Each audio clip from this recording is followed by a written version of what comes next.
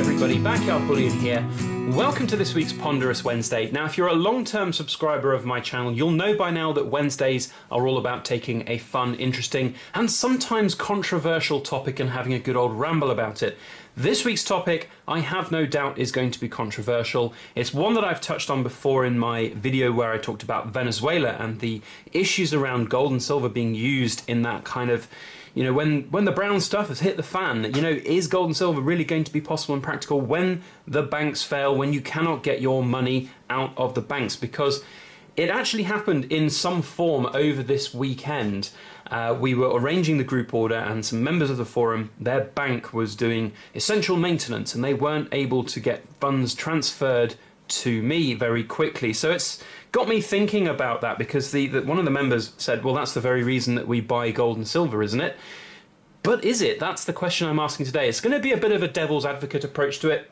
Of course, I want to put my little caveat in here, just saying that this video is meant very much as sort of entertainment purposes only. It's me having a thought-provoking ramble. It's not giving financial advice. I'm not telling you whether you're right or wrong in your decisions that you make with your gold and silver or your money. It is just simply my own thoughts on the subject.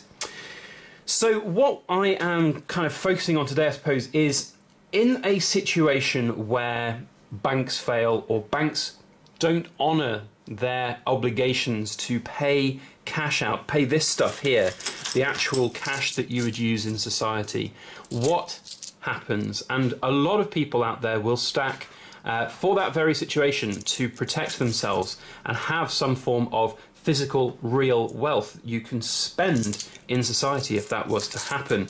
Because, and we've seen it before, it was back in the sort of the credit crunch, the financial crisis of 2008, there was a bank here in the United Kingdom, Northern Rock. It completely collapsed. People were queuing outside to try and get their money out of the bank, but they could not do that. It was a complete run on the banks, not enough cash to go, cash machines were running out, people just couldn't get their money out. So what do you do in that situation if cash suddenly is unavailable? You know, a lot of people will have gold and silver and they'll say that the gold and silver that they have is that barter cash economy. But my argument to you here today is that it is very difficult to actually do that. And yes, I have to admit that in a complete, you know, brown stuff hitting the fan scenario, in a potential kind of post-apocalyptic economic or otherwise scenario, like a Mad Max scenario, something like that, gold and silver will, of course, have their place and their role to play. And there is no doubting that. I mean, I'm not here to say that that's not going to happen, but my argument is that that kind of scenario is, in my opinion, not going to happen.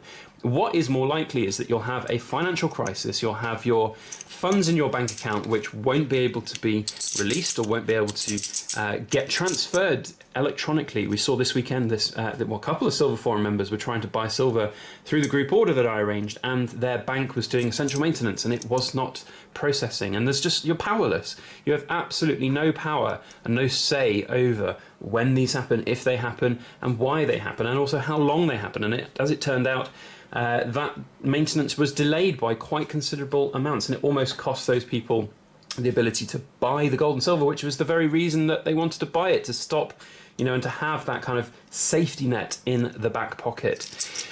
But in those kind of situations where a high street bank fails, and it's maybe like back in 2008, is having a giant pile of coins like this going to actually help you? And my argument is no, it will completely not, because if you go down to your local supermarket or any other shop that's out there with a stack of these coins, you can't get money out of the bank, but you've got a bunch of these silver coins stored under your mattress or something. You go down to the bank and, you go down to the supermarket and you try and pay for them. Nobody's going to take you seriously. In fact, you're probably going to get thought of as a little bit of a scam artist. You're going to, you know, I've seen videos of people being offered 1 ounce gold coins for $20 because it's got a $20 denomination on it, and people will just, you know, think you're a loon, or, you know, it's that old adage, something's too good to be true. It probably is, and that's just the same with gold and silver. So, you know, unless somebody knows the true value of gold and silver that you're talking to, that you're trying to barter with, it's just not going to happen. You know, the same can be said for this, silver bar here. I remember being out at the craft fair that we did before Christmas here in the UK. And we took this along as a bit of a party piece for people to hold and feel and see how heavy a kilo bar of silver was. And part of the party piece game was to say, how much do you think this is worth? And people were saying, oh, you know, £50, £60, £70. There were only a few people who knew what the spot price of silver was at that time and were talking about it. And, you know, it's just not a common thing that people know. So if you go into a shop with a kilo bar and you're already, you know, obviously going to a shop to buy something with a kilo bar is not necessarily practical. But if you're going to, I don't know, a hardware store and you're trying to buy some replacement parts for your car, it's going to be an expensive bill. Or you're trying to pay for a boiler that's broken down and you don't have the cash, and you try and say to your plumber, here you go, mate, this one's worth 450 quid, take this. He's going to laugh you out of the palace unless he knows what the true value of silver is. So that's my kind of devil's advocate approach to it. There is just not wide enough knowledge, certainly here in the UK. Perhaps it's a bit different in the USA. Silver stacking as a culture is a lot more prevalent, it's a lot more commonplace, people do know that a lot more, but at the same time it's a very small proportion of the population that actually stacks silver, invests in silver, knows what that situation is. So what is the solution? I've talked a lot about some of the issues there, and I've experienced them before as well. What's the solution? Do you have actual physical cash in hand? And I've done a video showing physical cash in hand before and talked about the fact that if you hold, you know, if you hold a big wad of £50 notes, that'll devalue over time. Yes, it will, and you know, just having cash under your mattress is not going to earn any interest. It's just going to devalue as you go through time, but it does have that added benefit of being able to go out to the shops and buy something if your bank stops paying you or you can't pay for something. You know, it is just some safety net that's real. And I know it's strange saying that because it's not real. It's fiat currency, which is obviously, you know, people call it Mickey Mouse money. It's not real. You know, silver is real. Old constitutional silver is real. All of that argument is very valid, but at the same time, it's completely invalid because of the lack of knowledge of people out there to accept that and the willingness of people to accept that as a form of payment. So where do we go from there? Of course, there's the arguments to be made for that kind of prepping society of having, you know, the preparations. That's part of the reason I've got this big bullet pen out on the table here, made by John RMS over on the Silver Forum. Yes, you can prepare for other eventualities with, you know, with supplies, with obviously weapons, armories, things like that. It's not very practical here in the UK because of our gun laws and everything. So I'm not really a prepper. I never really have been, and I don't stack for those reasons. But you know, there are other ways that one can prepare. Like I said, have a ready supply of that kind of fiat cash on hand. That's not necessarily going to do you a great deal of good, though, if there was a you know, massive run on banks and there's hyperinflation. One day your cash is worth X, the next day your cash is worth Y, and it's completely devalued. So of course then in those scenarios, perhaps having, you know, a mix of cash, supplies and precious metals is the best thing. And I think that's my, you know, ending up point here, is that there is no one-stop solution to preparing yourself for when these things happen with banks. And let's be honest, banks are absolute, you know, they're just nightmares. And I've experienced a number of different annoying things that happen with banks here in the UK. One of those, I'll tell you a little story to finish up this video. It just exemplifies that banks absolutely hate giving your money to you. When I went into the bank to get a bit of cash, I say large, it was £5,000 worth of cash out to buy some precious metals that I was going to meet somebody. And I talked about this story before. The bank was so unwilling to give me the cash, and I was very lucky that they were actually even able to do it on the day, because they don't hold that much cash reserves in the actual bank, and you have to often order this kind of sum of money in ahead of time. But they did allow me to do it, but I had to go through a huge rigmarole, a very big questionnaire, to make sure. I guess there's some elements there that's good, you know, to make sure that I'm not being scammed, or that I'm not being swindled by somebody, or I'm not being, you know, there's not a hostage situation or something stupid like that. So there's good things, I suppose, in that sense, and they have to do that. But it's like, you know, I'm being asked what I'm going to use the money for. It's my money. It's none of your business what I'm going to use it for. And the last thing you want to say in the middle of a bank is, oh yeah, I'm getting £5,000 out to buy some precious metals. You know, with people all hanging around you. And, you know, they're asking you these questions. It's an open setting in the bank. It's not in a private room or anything. People know that you're trying to get a large sum of money out because you're taking up time at the front of the counter, filling out a form and answering all these questions. And it's just, it's in my opinion, pretty poor, and I don't like that. Don't like being told how I can or cannot use my cash, or take my cash out of the bank, for example, or even pay for things. You know, this is the rant. This is the last rant, I swear.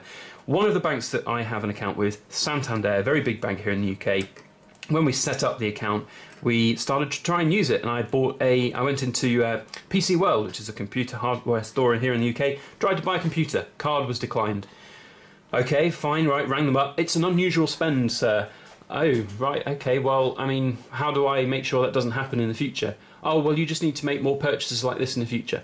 Right, okay, so I'm going to go and buy a £500 computer every month, am I, to make it a usual purchase? I mean, it's just ridiculous. Like, another time we tried to use that card to book some flights for a holiday, and it was declined. It's unusual spending, sir. I mean, how can you get by in this world when the banks don't even want to use your money? It's just ridiculous. Anyway, look, that's the rambles about the banks. I could go on, I could make an entire other video about rambling about banks, but I won't, because that's not quite so fun. The moral of the story here, the moral of this video, the summary of this video then, is gold and silver practical in this modern world, or is it really going to only be for that post-apocalyptic barter exchange type system? It's got its pluses, it's got its minuses. We've seen, you know, the benefits perhaps that it can yield in places like Venezuela, that it's happening right now. You can obviously use gold and silver to have that kind of preservation of wealth. That's what it's all about for me. That's what it's always been about for me. It's not about having readily available cash to go and spend in a shop in the form of silver. I'm taking this Oriental Border Britannia down to the pub and buying a pint with it. It's just not, that's not what this is all about. It's about preserving the wealth such that if there was a situation where I needed to go and get some money to buy something, I could take these down to a bullion exchange, get cash out on that day, go and buy my supplies, and I'm done. Or if needed, I can, you know, buy bigger items with the gold that I've got, or I can just have that kind of wealth preserved for the general future. So that's the way I think about it. I hope you guys have enjoyed this video. I'd love to know your thoughts on it. You know, as always with these videos, it's going to split opinion. There's going to be people who disagree with what I've been saying today. I'm not here to disparage anybody's opinions on gold and silver, on prepping, on stacking, or anything like that. It's just me having a good old thought-provoking ramble about this kind of subject, and I think it's a really interesting one. So I'd love to know your opinions. Please do comment down below with your thoughts, and I will try my best to engage with all of you on the comment section with your thoughts and opinions about this very interesting subject. If you liked this video, and if you liked my presentation of the topic and just generally my rambling style, then hit that thumbs up button and share it around on your social media as well. That would be very helpful indeed. It's a big week here in the United Kingdom. We've got a lot going on with relation to Brexit, and some of you might have been expecting a Brexit-related video today. Well, I'm filming it on the day of the Brexit vote, so at the time of filming I don't know what the result is and how we're going to be going forward, but I have no doubt that in the near future we will be talking about Brexit on this channel with the way that that's going to look for the future. So if you want to find out more about that, make sure you hit that subscribe button if you've not already done so, and if you would like to see future videos and get a notification when that video goes live, then hit the alarm bell as well. Otherwise, that is all I have to say. I hope you all have a fantastic week. Thank you one and all for watching, and as always, please make sure you like, share, comment and subscribe for more.